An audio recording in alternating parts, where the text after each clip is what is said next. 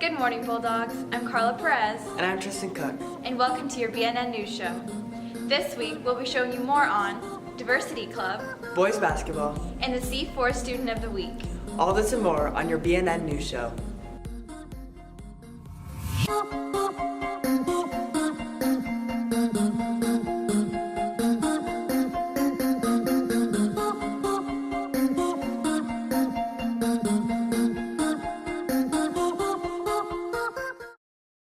The first meeting of Diversity Club took place after school on November 30th.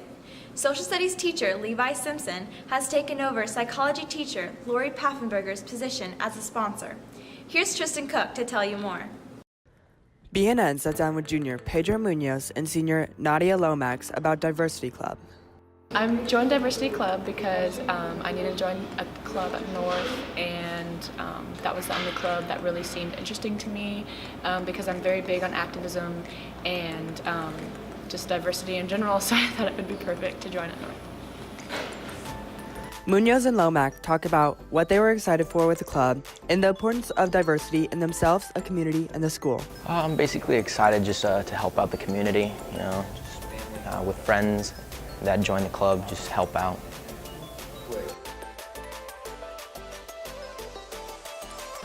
I think having a diversity council in North is important, especially now in today's world with building tolerance and kind of acknowledging that diversity exists and it needs to be a factor within North in such a big population in order for things to function correctly and positively.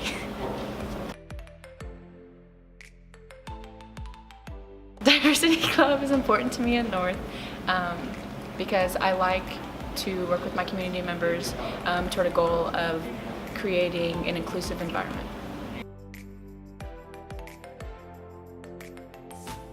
Well, just to get out in the community and be involved with other people and just helping out, giving them a helping hand. This is Tristan Cook reporting for BNN. Another event that took place last Friday was the Coaches vs. Cancer basketball game.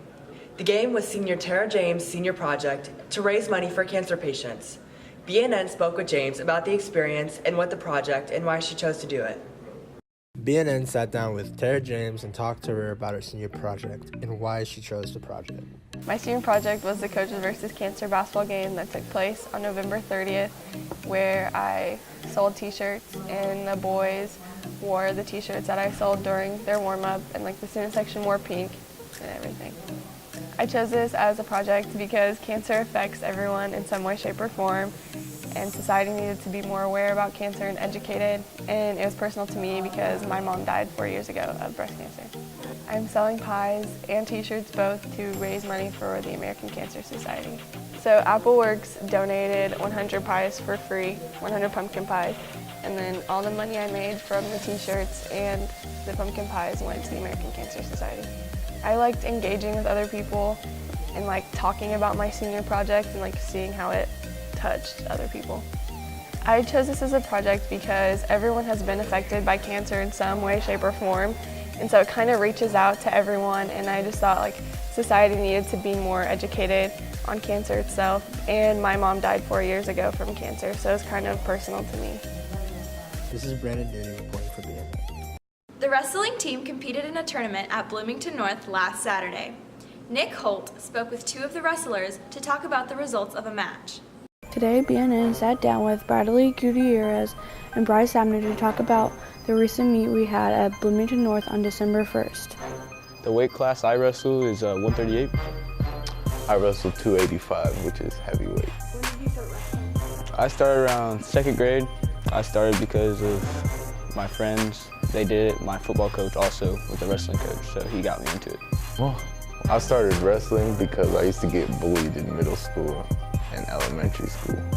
So I was kind of tired of it.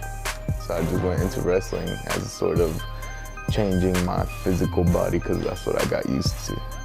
As a team, I'm pretty sure we lost every match together, but I think we're getting better as a team because we started out with little people. We're just gonna work up from there. Well, I didn't really lose I went undefeated, 5-0. But it was a little bit different because I only weighed 235, so I was lighter than most of them. But what helped was my quickness. This is Cameron Denny reporting for BNN.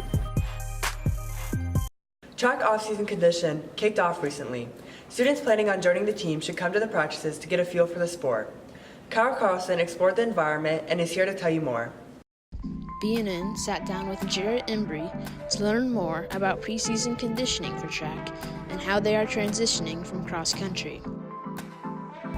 So right now is one of the most important weeks of the year because it's one of the 4 weeks that we have rest for after cross country and before track. So right now we're not doing any training, but it's very important so that we don't get injured. Explain the importance of conditioning and how beneficial it is to them. I really like track because it's a lot more competitive than cross country since all the races are a lot shorter, and I got an opportunity to watch other people do a lot of different events. I think that we have a really strong track team, and I think that we've got a lot of guys that can do a lot of great things this year. Preseason workouts take place every Monday, Tuesday, and Thursday in the athletic foyer. This is Kyle Carlson reporting for BNN. Winter brings one of students' favorite sports, basketball. Men's basketball had a game last Friday. Reporter Matt Riemann spoke with player Nicholas Chiavello about his expectations before the game and his experience following it. The boys' basketball home opener took place on Friday, November 30th against the Shelbyville Golden Bears. BNN sat down with junior forward Nicholas Chiavello before the game to discuss the team's preparation. I feel the game's going to go well. We've prepared for it all week. Hopefully it'll be a hard-fought battle, and hopefully we come out with the victory. As a team, we've had a great week of practice. We've been looking at the scouting report all week, seeing what we can do to exploit their weaknesses, and just seeing what we can do to help ourselves win the game. Playing at home is way different from playing on the road because at home you have the whole crowd supporting you. The fans are for you, not against you, and there's just a whole different energy at home versus away. We're looking to play good defense and get some easy buckets in transition. If we can do that, we'll be successful and come out with the win. After the game, BNN sat down with Chiavello to discuss how the home opener went and how the team's preparation affected the outcome.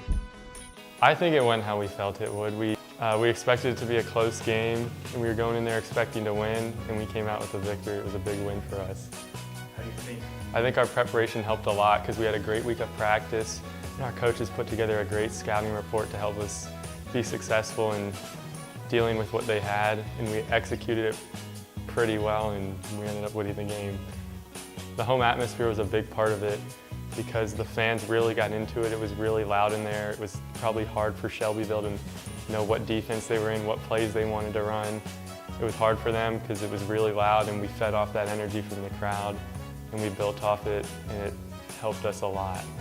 The defense that our coaches set up for us to play worked pretty well. As their role players missed some shots, and we got some easy buckets, and we really just did what our coaches told us to do, and it helped us be successful in coming out with a victory. This is Matt Riemann reporting for BNN. The Festival of Lights took place downtown on December 1st. Some of the members of Columbus North's Drama and Band Department participated, and BNN spoke with a couple of these students to learn more. The 28th Annual Festival of Lights Parade took place at 6 p.m. last Saturday around downtown Columbus. BNN interviewed Joshua DeGroot and Shamar Douglas to learn about their experiences marching in the parade. So I marched with the Mary Poppins float, and I dressed up as a chimney sweep, and we danced downtown and we sang our songs. My part in the Festival of Lights Parade was I played the tenor saxophone for the North Marching Band, and we played Frosty the Snowman for the parade. The Festival of Lights Parade is important for me and my entire cast because it gives us all a chance to promote the show and get everyone interested in it. It's important to me because I see it as like a family outing, good family bonding time, something to do in the Christmas season when it comes.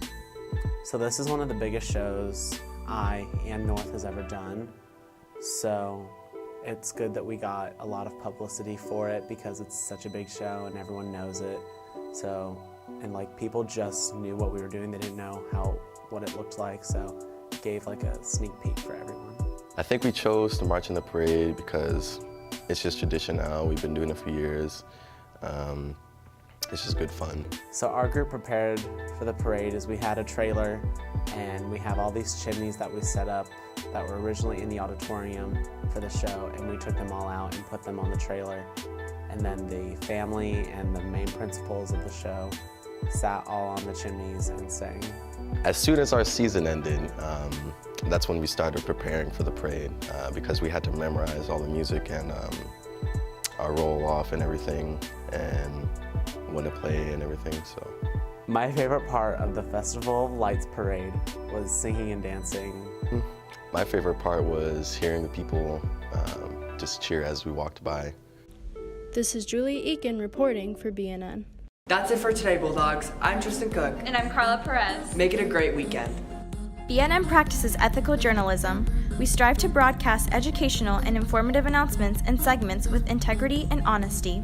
See CNHS Media Code of Ethics at cnhsmedia.com. BNN is a proud partner of CNHS Media at Columbus North in Columbus, Indiana.